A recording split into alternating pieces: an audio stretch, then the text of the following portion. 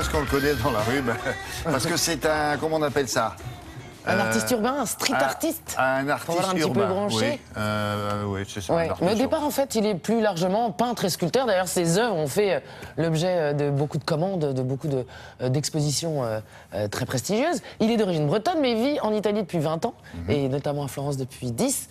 Et il est très, très talentueux. Vous avez raison. Depuis quelques années, il a décidé d'élargir son champ d'action et d'investir l'espace public, puisqu'il intervient là où d'habitude on n'entend qu'une seule voix, celle de l'autorité, sur les panneaux de signalisation. C'est ça sa spécialité quand même. Hein. C'est sa spécialité. Ce ne sont pas des graffitis ou des peintures sur des murs. Il prend les panneaux. Voilà, et ce sont des autocollants. Le petit bonhomme qui tient lui-même sur le panneau d'interdiction. Ah, c'est génial. Exactement. Voilà. Donc voilà, si vous voulez, l'idée c'est d'installer un dialogue là où d'habitude on n'entend qu'une seule voix. Ça n'altère ni le sens ni l'objet du panneau. Simplement, il distille des petites touches de poésie comme ça qui invitent à la réflexion, souvent à la douceur, quelquefois au recul, quelquefois ça secoue un petit peu plus. Parfois on ne reconnaît pas le panneau d'ailleurs, mais c'est pas grave. Non, parce que là, dans la rue, vous le reconnaîtrez toujours. Ah bon? Là, on voyait des images de l'exposition pour laquelle il était dans les rues parisiennes. Pour la première fois, il a accepté de rentrer dans une galerie. Donc là, ça peut être détourné un petit peu plus. Quand c'est dans la rue, vous pourrez toujours comprendre. Oui, c'est génial. Vous pourrez toujours comprendre le sens du panneau, bien sûr, parce qu'ils ont quand même une utilité, évidemment. On l'a suivi dans les rues de Paris, en plein travail. Voilà.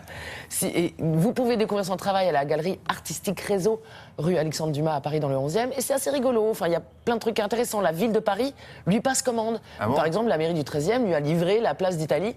Voilà, tous ces panneaux. Alors, comme terrain c'est de jeu. temporaire ou les panneaux restent? Non, les panneaux restent souvent, mais si il faut les enlever, ça s'enlève très facilement, si vous voulez. Il n'y a rien d'arrogant là-dedans. Rien de... C'est juste intelligent. C'est pas du définitif non plus. D'accord. Voilà. Allez, on regarde.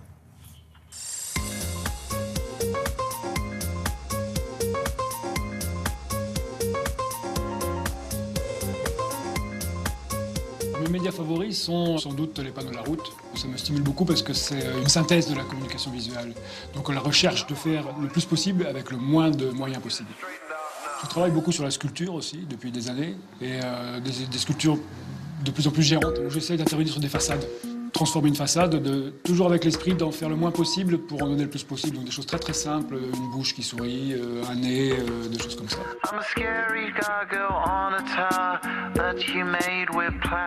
Le panneau, c'est avant tout le lieu de communication visuelle à l'intérieur de la ville. Donc moi je suis un dessinateur, donc un communicateur visuel, donc c'est mon champ d'action en réalité. Et c'est aussi le symbole de l'autorité ou du pouvoir qui parle au peuple. Et mon action, c'est une réponse. Je suis le bras du peuple qui répond au pouvoir. C'est un sujet que j'ai fait dans la première ville qui m'a fait une amende. L'accusation, c'était de salir les panneaux. Alors j'ai inventé ce sujet, un pigeon qui salit vraiment les panneaux, et je suis revenu dans la ville pour bombarder la ville avec ce sujet-là.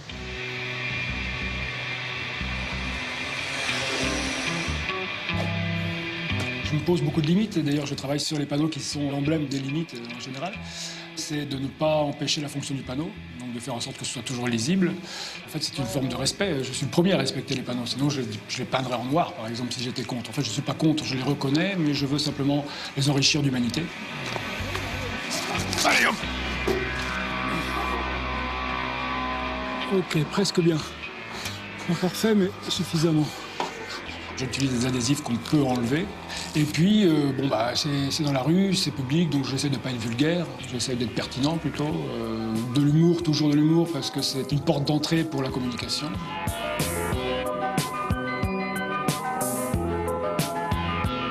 Donc, enfant, c'est ces quatre, basta. Alors là, c'est le grand-père qui va bien avec les enfants. Ouais. Et c'est ces trois-là. Et c'est tout. Voilà, par contre, on passe dans l'amour adulte. Toi, qu'est-ce que tu dis? Je suis venu faire ma première exposition. C'est quelque chose d'important, c'est un passage obligé, c'est une façon de se confronter au public plus directement. C'est aussi une façon de faire voir une version de mon travail. Parce que bon, dans la rue, on est obligé de travailler très vite, donc pas toujours dans la qualité. Et par contre, dans l'atelier, on peut pousser un petit peu plus loin la finition, des détails, des choses comme ça. C'est une évolution en fait que je suis très content de faire ici à Paris. Si vous promenez dans Paris, dans certains quartiers, vous allez trouver les œuvres de ce jeune homme. Sinon, c'est dans cette galerie-là, qui est dans le 11e arrondissement de Paris. On mettra tout sur le site de Télématin. Merci beaucoup, Anna, et bravo.